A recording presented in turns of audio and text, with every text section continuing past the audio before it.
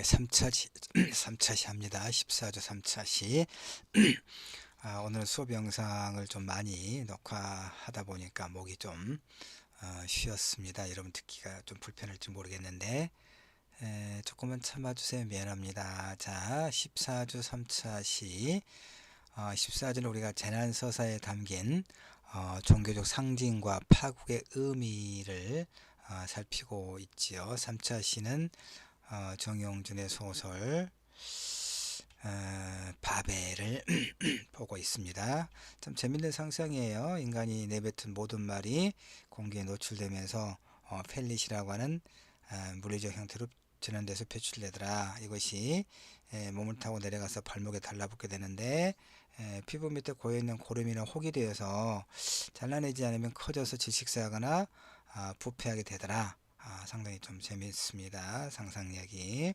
그래서 정부는 이제 펠릿 억제 정책을 펴는데 쓰레기 봉투에다가 개인별 쓰레기 봉투에다가 담아서 처리하게 한다는 얘기죠. 근데 가격을 점점 올리더라 이런 얘기입니다. 그래서 정부는 이제 이렇게 펠릿 처리에 비싼 비용을 물림으로써 결과적으로 국민들의 언어를 통제하고 경제적 이윤을 얻는데, 이러한 펠릿 억제 정책은 빈부의 격차에 따라 다르게 적용되더라. 이를테면 대부분의 사람들은 이제 음성 언어를 포기하고 필담을 나누거나 신체에 밀을 부착해서 문자를 보여주는 팜패드라는 도구를 통해 의사소통을 하더라. 필담을 나누는 것은 나도 이제 상상할 수 있겠는데, 신체 미래를 부착해서 문자를 보여주는 팜패드라는 도구는 또 이 작가만의 상상력이군요. 하지만 돈이 많이 있는 사람들은 그렇게 불편하게 할 필요가 없죠. 언어가 필요할 때 대신 말을 할 스피커를 고용해서 자신의 의사를 전달하고, 하층민은 이제 생존을 위해서 말을 대신해주는 스피커가 되어서 일하다가 결국은 펠릿에 의해 질병에 걸리거나 질식사하고, 결국 언어가 펠릿이라고 하는 형벌이 되는 바벨의 시대에 정부는 펠릿을 국민 통제 수단으로 이용하고 있고, 이는 빈부의 빈부의 차이를 더 극명하게 만들더라 이런 얘기입니다. 그러니까 이 소설에서는 비극을 초래하는 언어에 대한 실험. 자, 우선 말더듬이었던 닥터 노아의 언어 실험은 소통의 오해를 낳는 언어의 불완전성을 말의 물질성으로 극복하고자 하는 시도예요. 이 소설에서.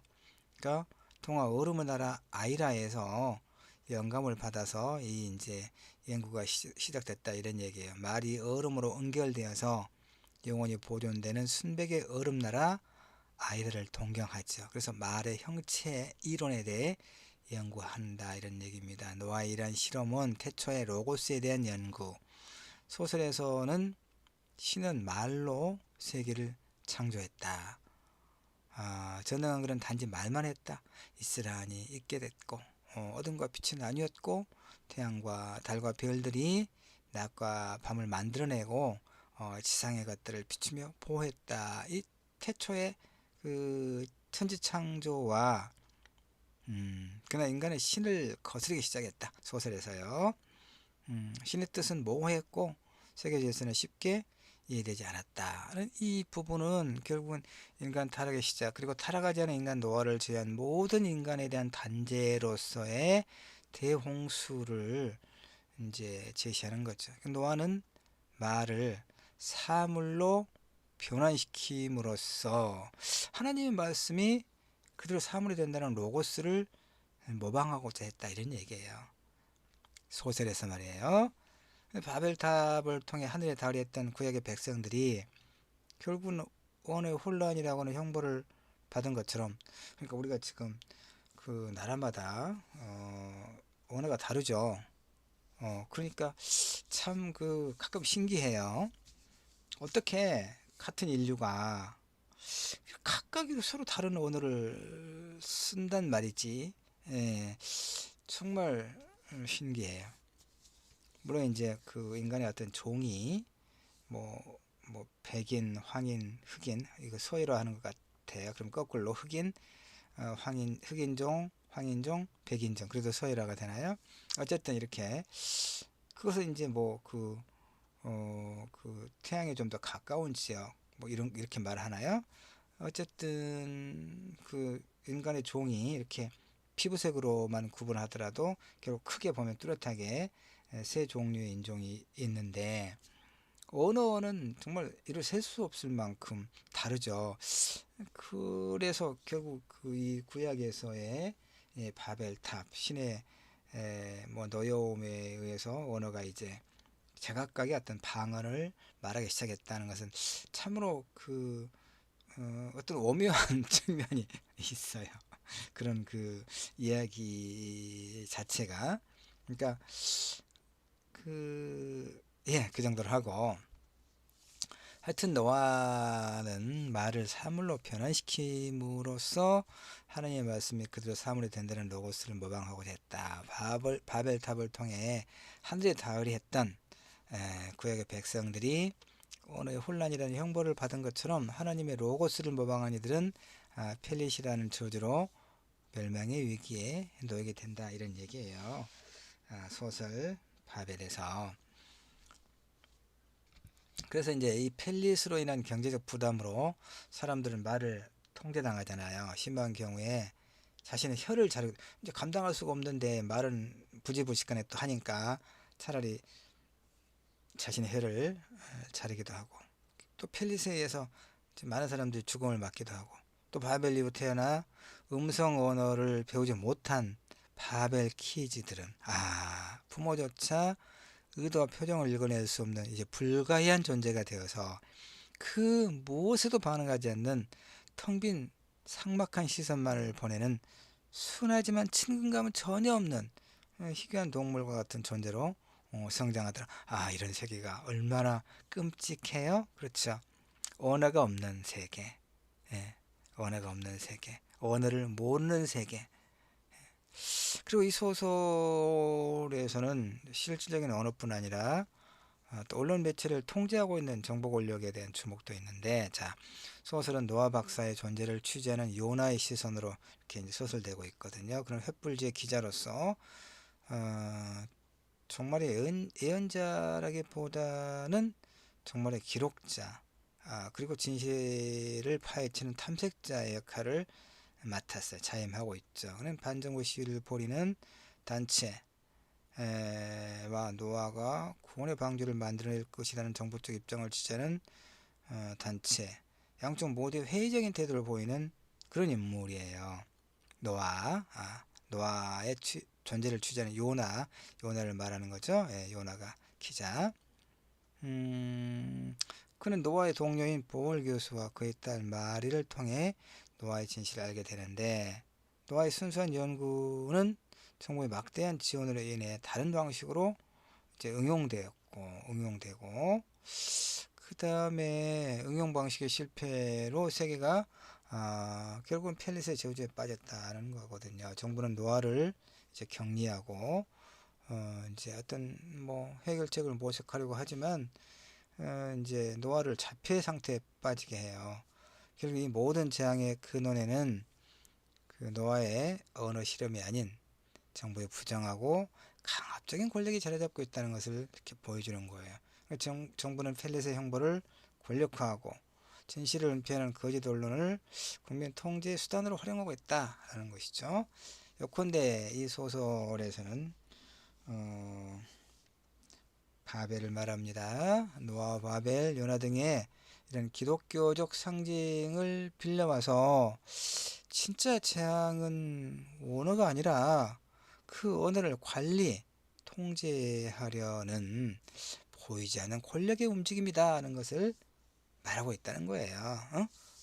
소설 속에서 언어에 세금을 물려서 국민들을 침묵하게 만들고 정보가 은폐된, 왜곡된 그런 거짓 기사를 통해서 존재하지 않는 희망을 강제적으로 주입하는 소위 바벨 정부는 현실 속의 부정한 국가 권력을 우화하는 하나의 이야기가 되죠. 특히 시위하는 시민들을 군번과 최루탄 등의 무력으로 무자비하게 진압하는 진압대의 모습은 80년 광주를 또 상징하기도 한단 말이에요. 그냥 무력하고 무책임한 정부는 통제가 불가능해진 폐허 바벨의 노아의 죽음을 선포함으로써 종말은 이미 시작됐다.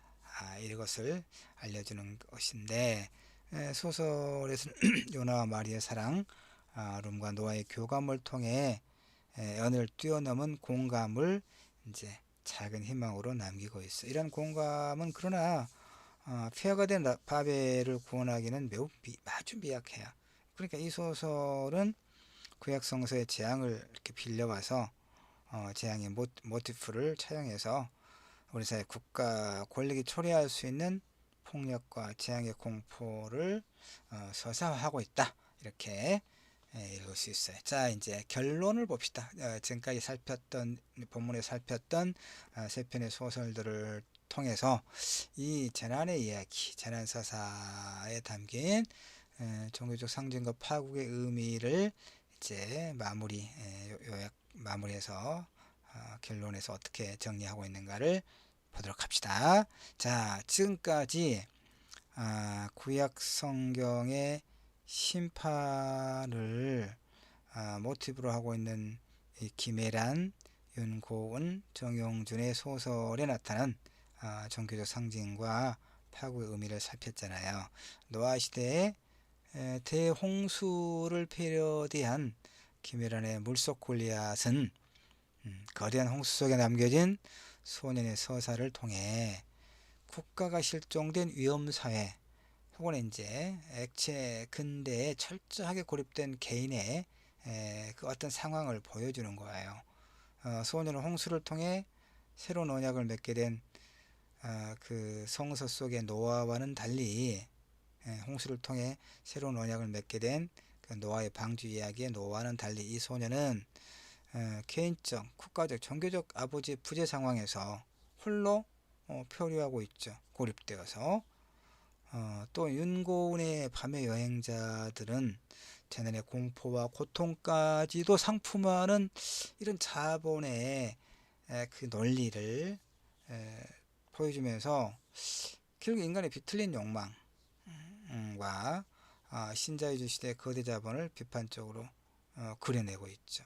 재난 상품을 점검하기 위해 파견된 요나는 돈벌이를 위해 인공적 재난을 만들려는 그 이제 폴이라고 하는 그 회사 자본주의 권력에 맞서다가 죽음을 맞지만 소설은 요나의 죽음마저도 재난 여행 상품에 활용되는 그런 파국적 결말을 보여주고 있어요. 그러니까 자본의 그 생명력 을 보여주는 거죠. 뭐 좀 다른 이야기일 수도 있겠는데 우리나라 같은 경우도 정권은 유한하고 자본은 영원하다 이런 얘기가 있어요. 그 대통령 그러니까 이제 그 소위 직선제 개헌으로 바꿔진 이후에 대통령은 단임 5년제 선거를 5년제 단임 임기를 갖고 있잖아요. 바로 그런 점에서 정권은 이렇게 5년마다 바꿔지잖아요. 근데 이제 자본주의, 자본 권력, 경제 권력은 즉 재벌들은 영속적이죠, 거의.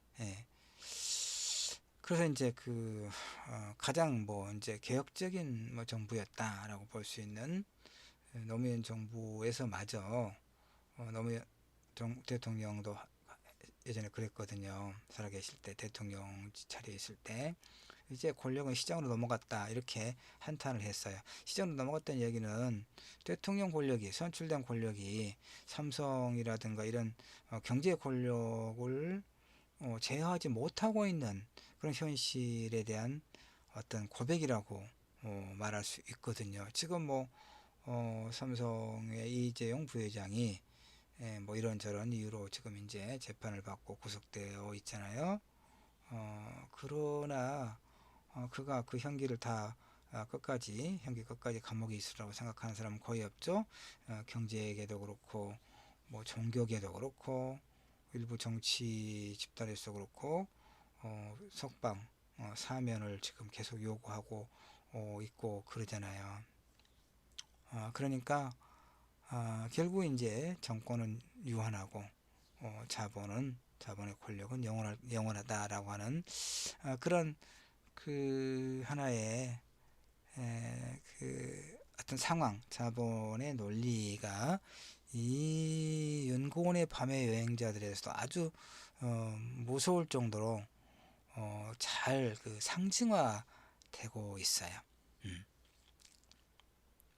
성경의 요나서에서는 재앙의 선포가 부패의 정화로 이어지고 있지만 소설에서의 재앙은 성서에서와 같이 사회 정화의 기능을 하지 못하고, 그러나 요나의 이야기는 신자유주의 사회 거대 자본의 논리의 폭력성과 그로 인한 파국에 대한 경고를 전달하고 있다. 그러나 사실은 이제 우리가 문제는 뭐냐면 이 자본의 논리, 인간적인 것을 억압하는, 인간을 도구화하는 모든 것을 효율성과 생산성의 가치로만 판단하는 이 자본의 논리에 대한 비판. 이것은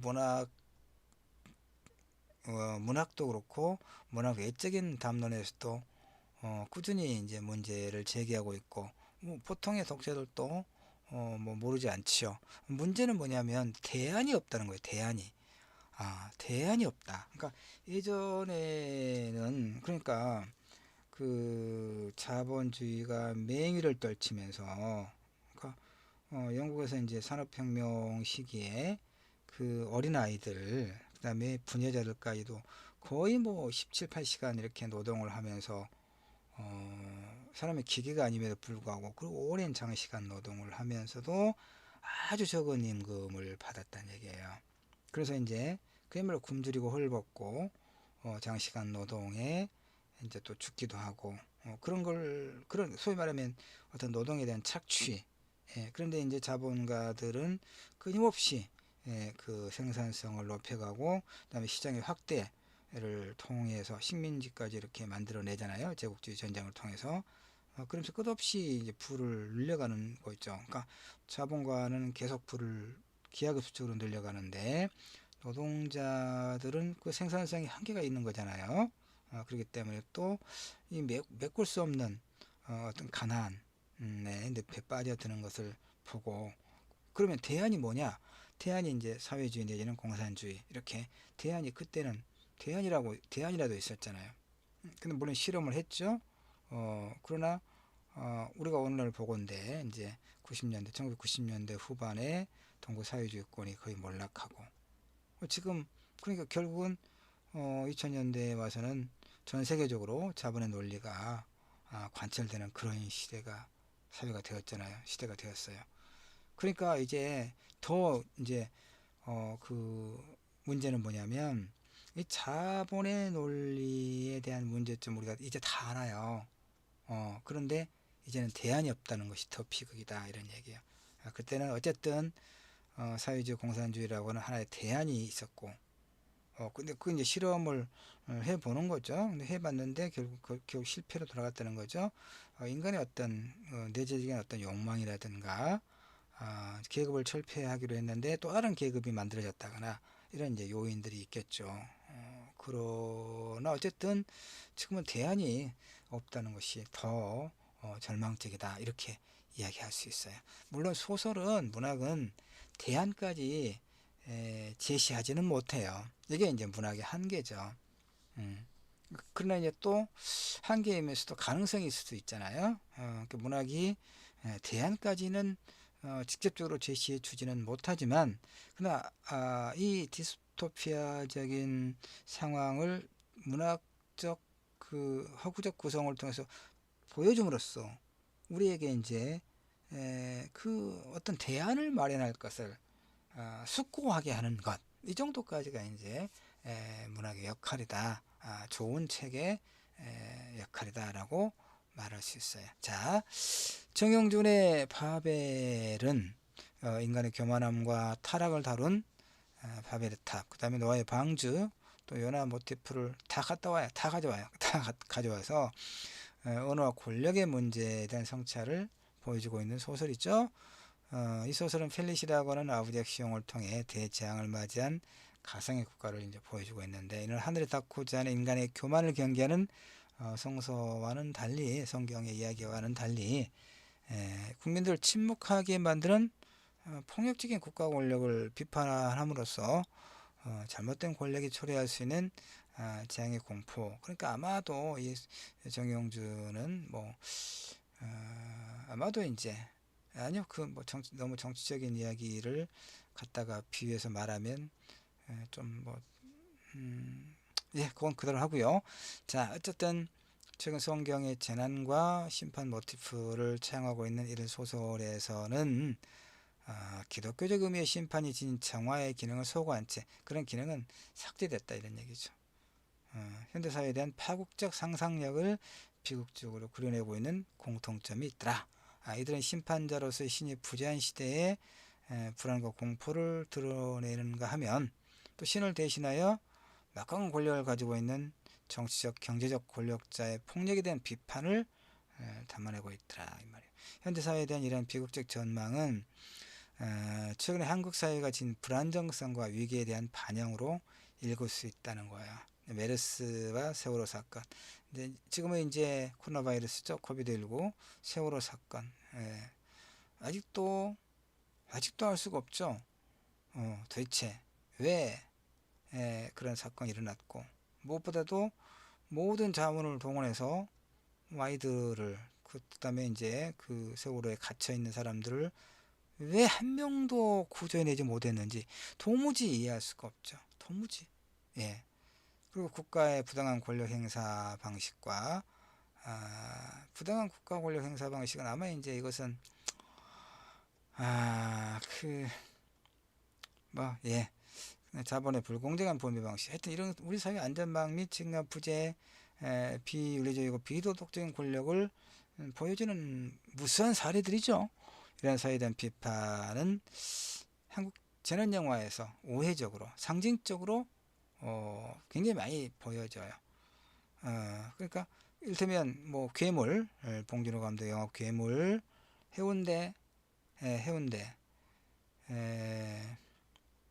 감기, 부산행, 부산행은 완전히 그 좀비 판도라는 이제 핵발전소 사고죠.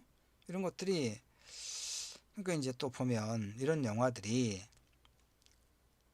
어떻게 그 재난을 극복하냐면 하나의 문법이 있어요. 가부장적 남성의 희생을 통해 재난을 극복하지요. 이 공통점이 있어요. 이게 소위 할리우드식 휴머니즘을 그대로 그 주제를 답습하고 있어요. 가만히 눈여겨보세요. 그런데 이제 최근에 한국 현대소설, 지금 우리 14주 살폈던 이 소설들을 보건대 그 재난의 극복이 불가능한 현실을 재난의 극복은 불가능하다는 거예요. 이제 아까 내가 말했잖아요. 자본의 논리가 갖고 있는 그 위험에 대한 경고 우리가 거의 알고 있어요. 그러니까 이 코로나 바이러스의 근본적인 원인은 어디서 왔느냐? 이 성장 문명 끊임없이 이를테면 그 경제 발전, 다시 말하면 자본 논리를 말하는 거죠. 이윤과 이윤을 끊임없이 추구하기 위해서 생산성과 효율성을 강조하는 이 자본의 논리가 가져온 결국은 그런 그 재앙이다라고 봐요. 그래서 이제 어떻게 할 거냐? 그러니까 이 성장 문명을 멈추고 그러니까 끊임없는 어떤 그 성장을 추구하는 경제 성장을 추구하는 이 자본의 논리를 멈출 게 필요하다. 그러니까 뭐 탄소 제로 탄소 중립의 선언이라든가 그다음에 이제 그 자연 생태계 회복을 위한 그러니까 소비를 획기적으로 줄이는 그런 어떤 삶의 추구라든가 이런 대안들을 제시하잖아요. 그런데 그런 대안이라고 하는 것이 굉장히 실천하기가 어려운 거예요, 사실은. 왜냐하면 우리는 이미 굉장히 그 물질 문명이 주는 편리함에 중복되어 있잖아요. 그러니까 우리가 휴대폰이라든가 인터넷이 조금만 이렇게 느리면 견디지 못하죠. 견디지 못해요.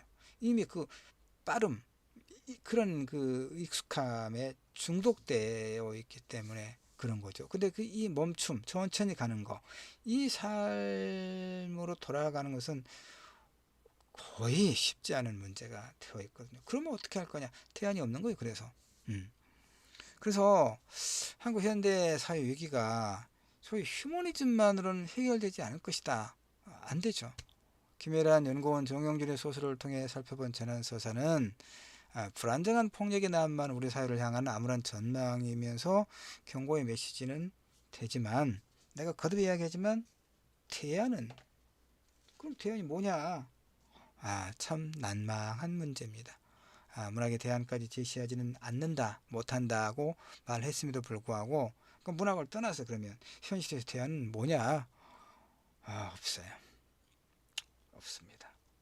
자, 이제 15주차에는 연결해서 15주차 다음 주는 이제 15주차 가장 우리 학기 이번 학기 마지막 그 주 수업인데, 어떤 주제로 우리 문학 작품을 좀 살펴보려고 하냐면, 한국 소설에 나타난 부재의 기억, 이런 제목을 통해서 4.16 세월호 참사를 다룬 소설들을 살펴보려고 해요. 그러니까 14주 이번 주차에서 좀 연결되는 그런 주제의 문학 작품, 우리 문학 작품을 한번 마지막으로 이번 학기 마지막 15주차 수업에서 검토하려고 합니다. 노래를 하나 들어보려고 해요. 노래를 같이 하나 들어보려고 하는데, 카더가든의 홈 스위트 홈이라고 하는 그런 노래입니다. 자, 같이 들어보죠.